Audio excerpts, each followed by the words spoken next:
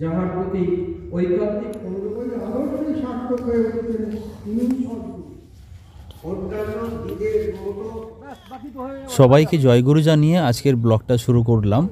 ভোরের প্রার্থনা শেষ করে যে যার মতন করে টিফিন করে আর আমি আমার ছেলেকে ওটস খাইয়ে আমরা বেরিয়ে পড়লাম এই গ্রামের ভেতরে প্রায় ৬-৭ কিলোমিটার দূরে কাঁসাই নদী দেখতে।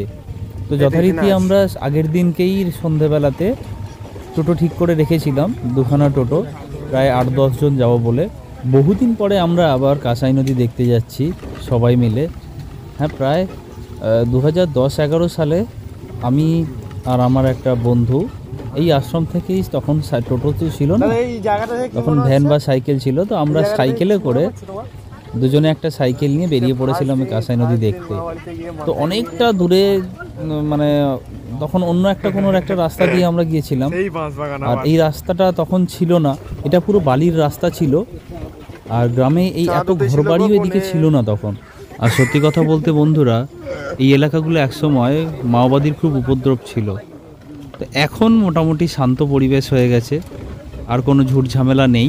একটা সময় ছিল যখন এখান দিয়ে মানুষ সকালবেলাতেও চলাচল করতে ভয় পেত। তো এখন আস্তে আস্তে ঘরবাড়ি বাড়ছে, মানুষ এসব জায়গাতে চাষবাস শুরু করেছে নতুন করে, আর মানুষ থাকতেও শুরু করেছে। তো যাই হোক, দেখে খুব ভালো লাগছে। আমরা যখন এসেছিলাম তখন সালটা ছিল ওই ২০১০-১১। তো তখন এইসব জায়গা পুরো ফাঁকা, জলা জঙ্গল ছিল। মানে আমরা যে আসছিলাম দুজনে মিলে, আমাদেরকে বহু মানুষ বারণও করেছিল। আর দেখতে দেখতে আমরা নদীর প্রায় কাছাকাছি চলে এসেছি। আর এই নদী আসার পথে দুদিকে আলু, বিশাল বড় বড় বাগান, আলু চাষ হচ্ছে, আর বেশ কিছু সর্ষে ক্ষেতও ছিল।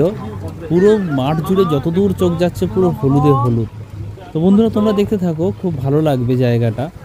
অনেক দিন পরে এসেছি, তখন এত সুন্দর জায়গা ছিল না, এত সুন্দর পরিবেশ ছিল না, আর এত চাষবাসও হতো না এইদিকে। আর আমরা এখন টোটো থেকে নেমে এখন জাস্ট নদীর ওপরেই দাঁড়িয়ে আছি।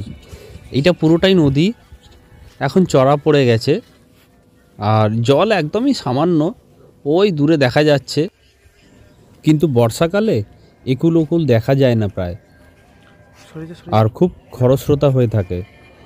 আর এখন যেহেতু শীতকাল, আর জলের চাপটাও কম, আর এই সময় তো বৃষ্টিও খুব একটা হয় না, তাই জল একদম নেই বললেই চলে।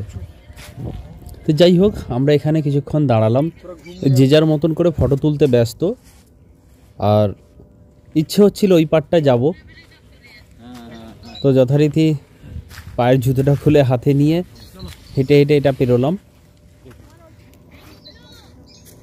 আর জলটা একদমই পরিষ্কার, মানে এতটুকু এখানে নোংরা বা আবর্জনা নেই। জলটা একটু মুখে নিয়েও দেখলাম, আর জলটার টেস্টও খুব ভালো। কিন্তু হ্যাঁ, মারাত্মক ঠান্ডা, মারাত্মক ঠান্ডা। মানে একটুখানি হাতে লাগতেই হাত কনকন করে উঠলো, সেই লেভেলের ঠান্ডা ছিল। আর এটা হচ্ছে বাঁশের সাঁকো, এখানে রেগুলার যাতায়াত করে গ্রামের মানুষেরা। নিচে শাল কাঠের খুঁটির ওপরেই বাঁশের সাঁকোটা তৈরি। তবে এই বাঁশের সাঁকোটা নাকি জাস্ট এই মাস ৩-৪-এর জন্যই থাকে। আবার বর্ষাকাল চলে এলে, মানে গরমের পরে যখন বৃষ্টি বাদল শুরু হয়, তখন এই সাঁকোগুলো আর থাকে না, কারণ জলের স্রোতেই সাঁকোগুলো ভেঙে যায়। এই গ্রামের মানুষেরা যাতায়াত করছে, বাইক থেকে শুরু করে এখানে ভ্যান ফ্যানও এটাদের ওপর দিয়ে যাতায়াত করে। আর বর্ষার সময় এই রাস্তাটা টোটালি বন্ধ থাকে, কারণ এখানে সাঁকোগুলো থাকে না। তখন অনেকটা দূরে এখানে দুর্গাপুর বলে একটা জায়গা আছে, সেখান থেকে নাকি মানুষেরা যাতায়াত করে। ওখানেই নাকি এই নদীর ওপরেই ব্রিজ আছে। আর এটা ছিল আমাদের টোটাল গ্রুপ, আমরা সবাই মিলে এসেছিলাম কাঁসাই নদী দেখতে। আর আমার হিরো, আমরা আর বেশিক্ষণ দাঁড়াইনি, আধ ঘন্টা মতন ঘোরাঘুরি করে আমরা আবার রওনা দিয়েছি আশ্রমের উদ্দেশ্যে। আর এই ছিল গ্রামের ঘর বাড়ি, কী সুন্দর মাটির বাড়ি, অথচ দোতলা। আর এই জায়গাগুলো খুব সুন্দর, শীতকালে খুব দারুণ লাগছে জায়গাটা দেখতে। তো দেখো বন্ধুরা, এখানকার গ্রামের মানুষে কিভাবে এখানে মাটির বাড়িতে বসবাস করছে এখনও। কিছু কিছু পাকা বাড়ি তো নিশ্চয়ই আছে, আর সেটা দেখতেও পাচ্ছি আমরা, তোমরাও দেখো বন্ধুরা। কিন্তু হ্যাঁ, মাটির বাড়ির একটা ঐতিহ্যই আলাদা। আগেকার মাটির বাড়ি যারা তোমরা দেখেছো বা থেকেছো, তো তোমরা অবশ্যই সেটা উপভোগ করতে পারছো, সেটা কেমন হয় বা কেমন ধরনের। তবে হ্যাঁ, এই মাটির বাড়ি কিন্তু গরমের সময় যেরকম ঠান্ডা থাকে ভেতরে, আর ঠান্ডার সময় কিন্তু ভেতরে সেরকম গরম থাকে, বাইরে ঠান্ডা অনুভব করতে দেয় না, আর বাইরের গরমও এখানে কিন্তু বুঝতেই দেয় না। তো অধিকাংশ বাড়ি কিন্তু মাটির এখানে, আর পাকা বাড়ি যাদের আছে তারা কিন্তু খুব কষ্ট উপভোগ করে, কারণ গরমের সময় কিন্তু এই জায়গাগুলো পুরো রীতিমতো তেতে থাকে। আর এই হচ্ছে সেই গ্রামের রাস্তা। ধান চাষ সবে ধান কাটা হয়েছে, বিঘের পর বিঘের এখন খালি জমি পড়ে রয়েছে, আর শুধু ওই ধান গাছের গোড়া, যেটাকে গ্রাম বাংলায় নাড়া বলে, সেটা শুধু পড়ে রয়েছে।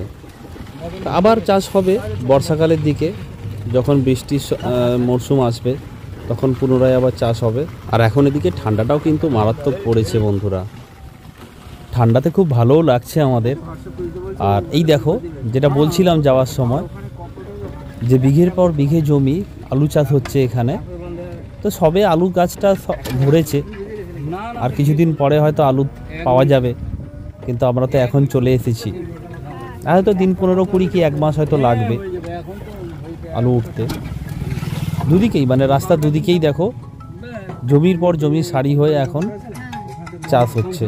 তবে শুধু এদিকে দেখলাম শুধু আলু বা সর্ষেটা নয়, আরও অনেক শাকসবজিও চাষ হচ্ছে, যেমন বাঁধাকপি আছে, ফুলকপি আছে, ওলকপি আছে। কারণ এদিকের মাটিটা যেহেতু সমুদ্রের ধারে, তো নোনা জায়গা, তাই চাষাবাদটাও নাকি খুব ভালো হয়, ফলনও খুব ভালো হয়। আমরা এই টোটো দাদার সঙ্গে কথা বলতে বলতে আসছিলাম, বেশ কিছুটা আমরা চলে এসেছি। একটা বড় মাঠের পাশ দিয়ে আমরা এখন যাচ্ছি। অনেকদিন পরে আমরা একটা বড় মাঠ দেখলাম। আর এখন রোদ্দুরটা যেহেতু খুব চড়া উঠেছে, গরমটাও হালকা লাগছে। আর এই যে বাইকগুলো সব যাচ্ছে বন্ধুরা, ওই সাঁকো দিয়েই নদী পেরিয়ে ওই পারের গ্রামে যাচ্ছে। আর বর্ষাকালে কিন্তু এই সাঁকোটা থাকে না, তাই বর্ষাকালে মানুষ এখান দিয়ে যাতায়াত করে না বললেই চলে। গ্রামে কিছু বাড়ি আছে, সেখানকার মানুষ যাতায়াত করে, কিন্তু নদীর ওই পারে যাওয়ার জন্য এই রাস্তাটা দিয়ে আর যায় না। তখন ওই দুর্গাপুর বলে একটা জায়গা আছে, সেখানে পাকার ব্রিজ রয়েছে, ওই ব্রিজ দিয়ে যাতায়াত করে। আর এই দেখো বন্ধুরা, সর্ষে ক্ষেত, সারা মাঠ জুড়ে শুধু হলুদ আর হলুদ। আর সামনে এক পাল ছাগল চড়াতে নিয়ে যাচ্ছে মাঠের মধ্যে ঘাস খেতে। আর এই যে অসাধারণ একটা গরুর গাড়ি আমাদের সামনে দিয়ে ক্রস করে গেল। আর আমরা অনেকটাই চলে এসেছি আশ্রমের কাছাকাছি।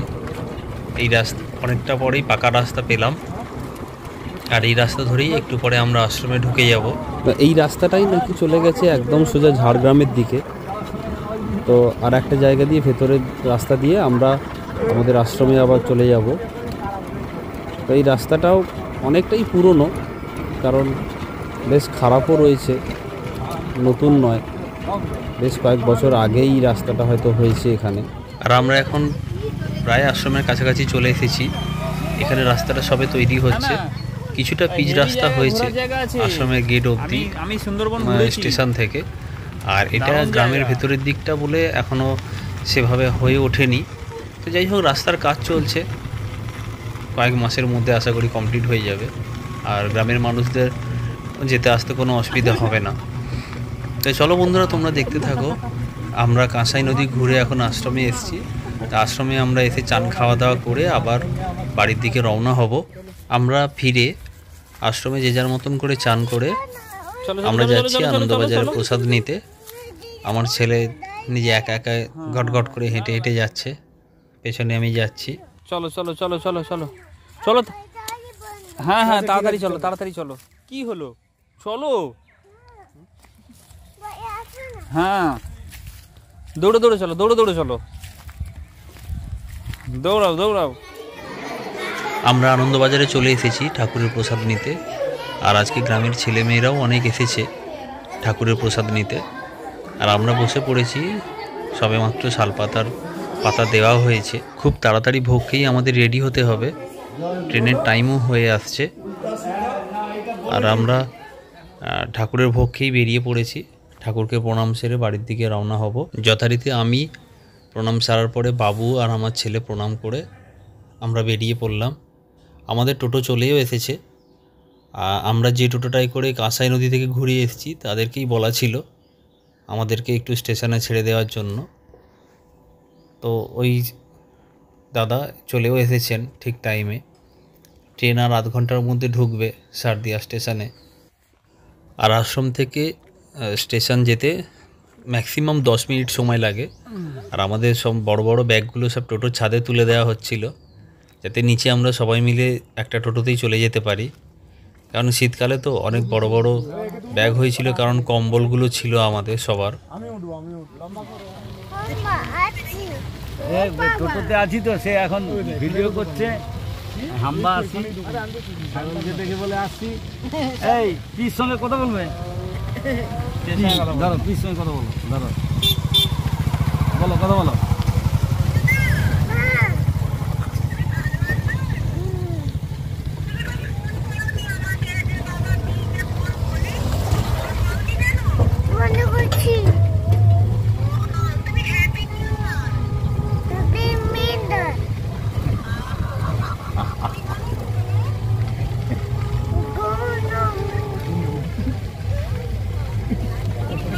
নিজের মতন করেই পিসিকে হ্যাপি নিউ ইয়ার জানিয়ে দিল। আমরা এখন স্টেশনে জাস্ট চলে এলাম, আর ওদিকে খড়গপুর টাটা লোকাল জাস্ট ঢুকলো। 10 মিনিট মতন লেট ছিল, আর আমাদের ট্রেনটা তো অলরেডি 1 ঘন্টার ওপরে লেট করে ফেলেছে, জানি না কখন ঢুকবে। আমাদের ট্রেনও চলে এসেছে। হ্যাঁ, অনেকক্ষণ লেট করলো ট্রেনটা, জানি না ট্রেনে ভিড় কেমন হবে। তবে যেহেতু অনেকক্ষণ লেট করেছে, ভিড় তো হবেই, কারণ এরপরে লোকালটা রয়েছে, সেই লোকালটা তো ফাঁকা থাকবেই। দেখা যাক বসার জায়গা পাই কি না। দেখে তো মনে হচ্ছে না বসার জায়গা পাবো বলে। না, ট্রেনে উঠে আমরা বসার জায়গা পাইনি। মনে হচ্ছে বালিচক ক্রস করার পরে পেতে পারি, তাও কোনো আশা নেই, তবে পাঁশকুড়া হয়ে যেতে পারে। আর আমরা এখন সাঁতরাগাছি স্টেশনে নেমে পড়েছি। এবারের মতন সবাইকে টাটা বাই বাই। আর আমি এখন গ্যারেজ থেকে আমার বাইকটা নিয়ে নেব, বাইকটা গ্যারেজেই রাখা আছে দিদি। আর এই হচ্ছে আমার বাইক, আর বাইকের পেছনে আমার লাগেজটা বেঁধে নিয়েছি। এখন বাড়ি পৌঁছানোর পালা। চলো বন্ধুরা, তোমরা ভালো থেকো, সুস্থ থেকো, সবাইয়ের খেয়াল রেখো। পরের ভিডিওতে আবার দেখা হবে।